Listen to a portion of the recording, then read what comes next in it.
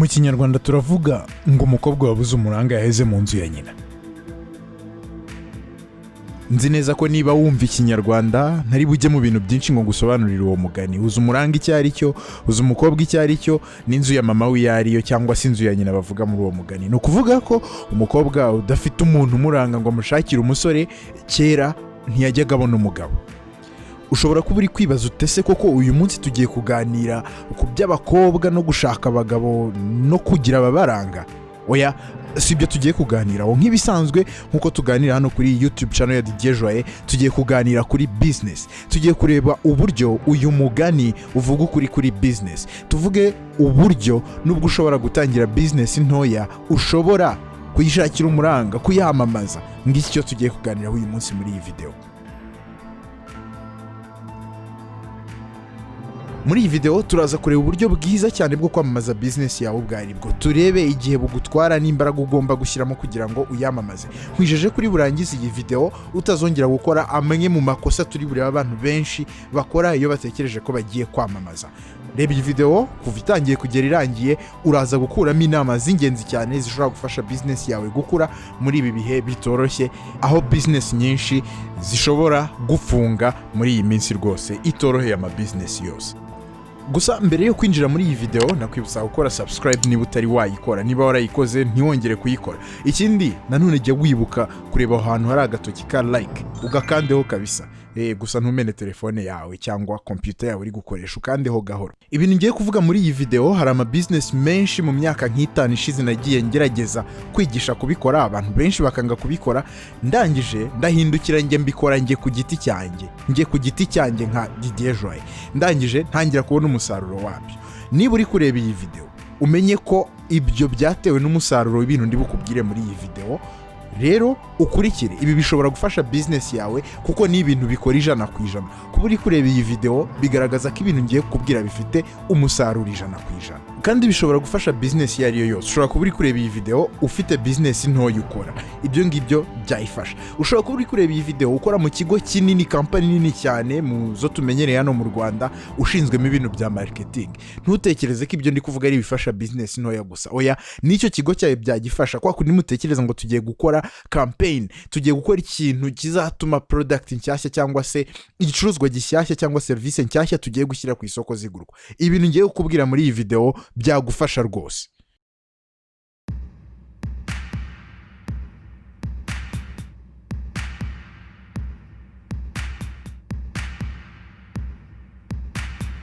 Waba uzi ko se rimwe abantu benshi bamamaza bakora?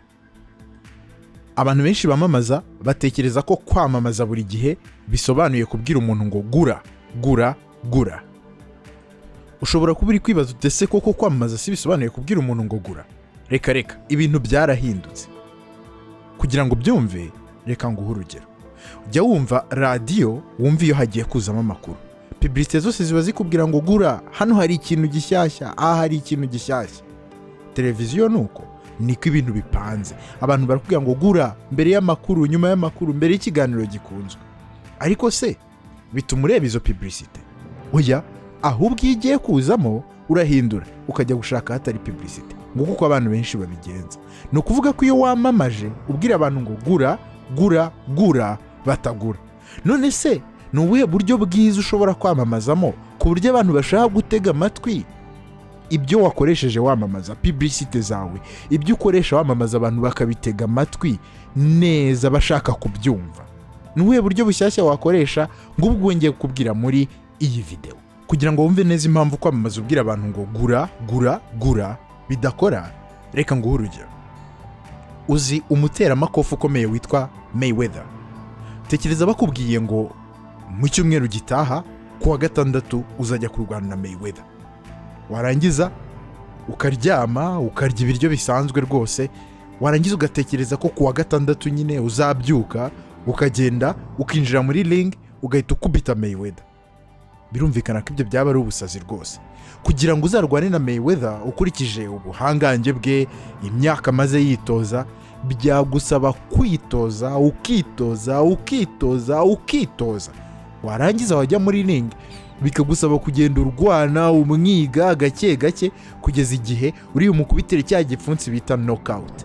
no kwamamaza rero ni uko nguko, bisaba kubanza gutoza umutwe w'umuntu ushaka ko agura ikintu ucuruza, warangiza ugakomeza ukawutoza ugatuma kwizera akakwizera, yamara kukwizera umubwira ijambo rimwe inshuro imwe ngo gura, ahita agura. Umwe mu bagabo bazi gucuruza kuri interineti cyane kuruta abandi bantu bose ku isi witwa Gary Vaynerchuk yanditse igitabo cyitwa Jab Right Hook. Arangije asobanuramo uburyo bwiza bwo kwamamaza bugezweho mu kinyejana cya 21 abantu benshi batazi ko bubaho ngo babukoreshe. Uti yavuze ko rero ubwo buryo ari ubuye. Mu gitabo cye asobanura ko uburyo bwiza bwo kwamamaza ari ukwiga ku muntu ugiye kwamamazaho. Umukiriya wawe ninde? Ukicara ukamubona, warangiza ugashaka icyo akeneye, ukibaza ngo umukiriya wanjye akeneye iki, umukiriya wanjye akunda iki, umukiriya wanjye ashaka iki muri aka kanya. Warangiza kumenya icyo ashaka, ugashaka uburyo bwiza bwo kukimuha. Iyo rero utangiye kumuha icyo akeneye akabikunda, ugakomeza kumuha ibyo akeneye, ukabimuha, hagati muri bya bindi yari akeneye ukomeza kumuha, uragenda ukajombamo akantu kamwe kavuga ngo gura, burya ncuruza n'iki ngiki, kigure. Kuko aba yarakwizeye kandi umuha ibyo akeneye, ahita agura rwose. Kugira ngo ibi byumvikane neza, reka nguhe urugero. Si ukunda kubitsa amafaranga muri banki? Tuvuge ko hari banki mu Rwanda itwigisha uko twakakwiye gucunga amafaranga yacu neza. Yarangiza ikakwigisha iti iyo ufashe inguzanyo uyikoresha gutya, buri gihe ntibagerageze kugira ikintu bakugurisha. Oya, bakakwigisha amafaranga nk'uko tuyaganiraho hano, bakagusobanurira, bakubwira bati amafaranga aboneka gutya, amafaranga iyo yazanye muri banki ubona inguzanyo gutya, ukayikoresha gutya, ukayigurisha gutya, ukirinda gutezerezwa cyamunara gutya, mbese umuntu ahinduka umukire akoresheje banki gutya. Barangiza nyuma yo kubikubwira nko muri video 10 cyangwa 15, bakakubwira ngo fungura konti muri banki yacu. Ari iyo banki n'izindi banki zitakubwira ibyo, zikubwira ngo dufite konti yitwa Zigama, dufite konti yitwa Aguka, wajya mu yihe banki? Ndemeza ntashidikanya ko rwose wahitamo kujya muri banki kwigisha, banki wizeye ko ishobora kugufasha kugera ku ntego yo kujya muri banki, kugira amafaranga no kuyatunga, niyo banki wakoresha. Ngira ngo aka kanya niba ufite business, urumva rero ko ubwo buryo bwo kwamamaza ari bwiza. Gusa uri kwibaza uti kwamamaza umunota umwe kuri radio birahenda, kuri televiziyo ho n'ibindi. Ni ubuhe buryo se najya mbona umwanya wo kubwira abantu ibyo bakeneye nkabigisha, narangiza namara kubigisha mbahaye ibyo bakeneye koko icyo bakeneye nkababwira ngo noneho gura? Biroroshye, reka mbukubwire.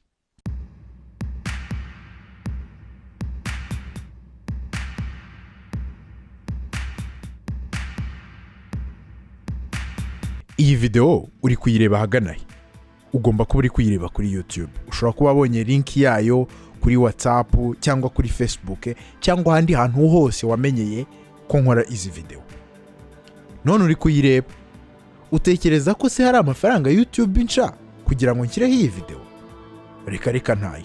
Ariko mfite uburenganzira bwo kukubwira muri iyi video ikintu nshaka kugura. Uri kubyumva? Ntibivuze ko kuyikora ari ubuntu, kuko mfata umwanya wanjye, mfite ibikoresho nyikoresha, nshobora kuba mfata kamera, mikrofone, computer, ariko nta mafaranga YouTube nca. Urumva ko mu buryo bugaragara birahendutse kuruta kujya kuri radio.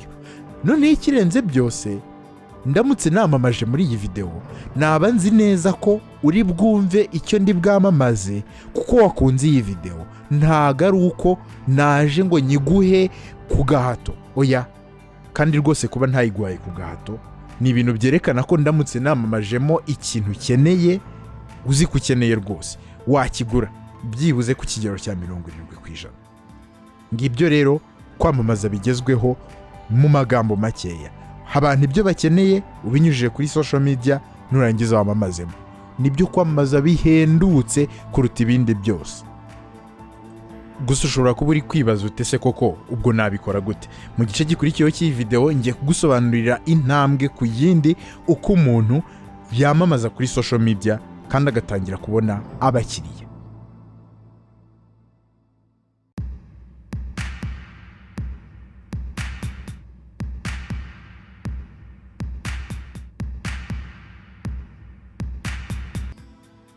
Wibuka ko turi kugendera kuri formule imwe, guha abantu icyo bakeneye twarangiza tukamamazamo.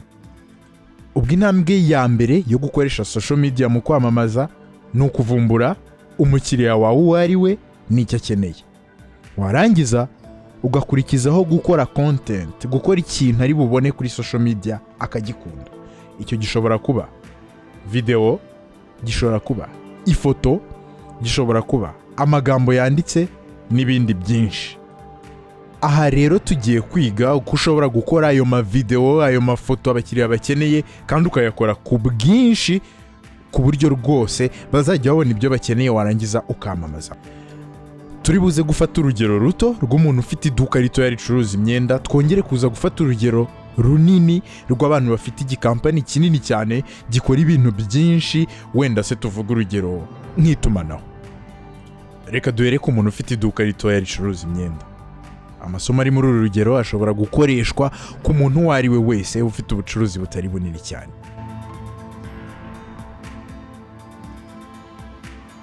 Wari uzi ko mbere yo kugira ngo umuntu aze kukugurira imyenda mu iduka ryawe, abanza guca kuri Instagram, yarangiza akitegereza uko abastari bambara, akitegereza imyenda ijyanye, yarangiza akaza kukubaza niba wowe uyifite.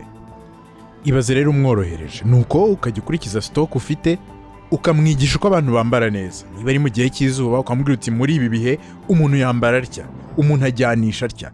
Warangiza ukamubwira uti niba turi mu gihe cy'imvura umuntu yambara neza gutya, aka naka birajyana. Ukabimwigisha buri munsi kuko uzi ko abikunda. Rwose ugakora ku buryo mu mutwe we yatekereje kwambara neza, atekereza iduka ryawe, atari ugutekereza kuguriramo gusa. Oya, agatekereza ko ari ryo rishobora kumuha inama zo kwambara neza. Urumva se hari ahandi hantu yajya kugurira? Ngibyo rero, banza umenye icyo akeneye, numara kukimenya utangira ukimuhe. Njye uburyo nkoresha ni uburyo bworoshye. Ni ukuvuga ngo mbanza gukora icyo nakwita content, cyangwa se ikintu kimwe ndi bushyire kuri social media nakita inkingi, narangiza nkaza kukivanamo izindi content zose. Kuri rwa rugero rwacu rw'iduka ricuruza imyenda, tuvuge ko ukoze video y'iminota 5 cyangwa se 10 isobanura kwambara neza. Muri iyo video urajya ushyiramo utwo nakwita tips, utuntu byibuze 5. Numara kudushyiramo, ugende ujye kuri Instagram, ujye ukora agafoto kavuga kuri buri kintu. Urumva se udafite andi mafoto 5 washyira kuri Instagram tuvuye kuri video byibuze imwe washyize kuri YouTube? Ya mafoto washyize kuri Instagram ashobora no kujya kuri Facebook, nkuko ya video ushobora kugenda uyikatamo utuvideo tw'iminota 3 natwo ukadushyira hehe? Kuri Facebook. Urumva ko aho abafana bawe bose bari uri kugenda ubatangatanga. Nurangiza uze kurebamo n'udushekeje muri utwo tuntu wavuze, udushyire kuri TikTok. Nguko uko umuntu yamamaza muri ibi bihe. Ntago ari ukubwira abantu ngo nazanye amakanzu mashyashya, nazanye inkweto nshyashya, mfite computer zikora neza. Oya, reba ibyo bakeneye, wiga uburyo uri bubibahe, nurangize ubatanga aho bajya hose. Niba ari kuri Instagram bagusangeyo, niba ari kuri TikTok bagusangeyo, niba ari kuri Facebook bagusangeyo. Ngubwo uburyo bushyashya bwo kwamamaza bugezweho. Ushobora kuri kuvuga uti se noneho muri company nini, mu kigo kinini kimaze imyaka myinshi nkorera, nkaba njyewe ndi marketing manager nshinzwe ibintu byo kwamamaza, uburyo bushyashya nabukoresha gute?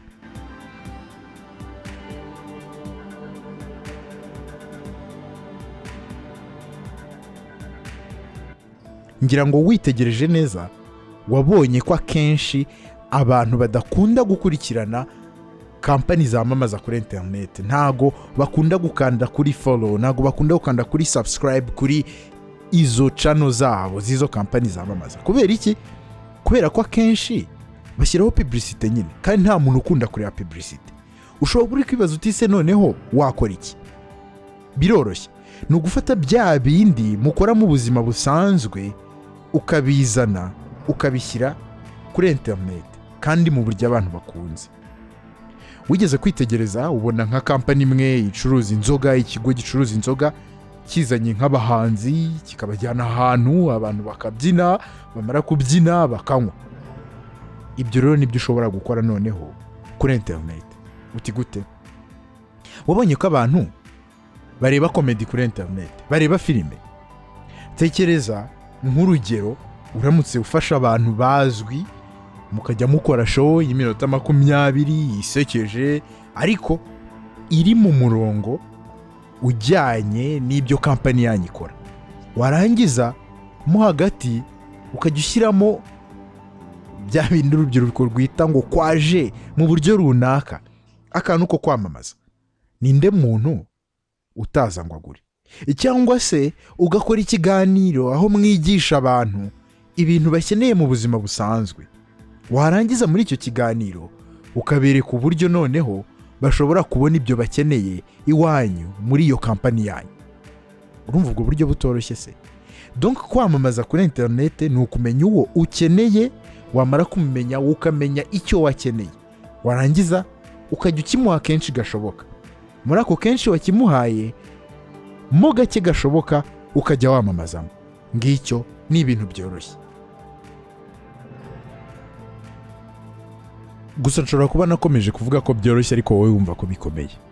Niba rero ufite ikigo giciriritse kitari kinini cyane ariko ukaba wumva ukeneye umuntu wo kugufasha, cyangwa se ukaba ukora nko mu kigo uri marketing manager cyangwa se ibindi bintu bijyanye no kwamamaza, ukaba wumva ukeneye umuntu ushobora kugufasha muri ibi bintu, ushobora gusura www.range.rw warangiza ukanyandikira, cyangwa se urabonaho nimero zanjye ukampamagara.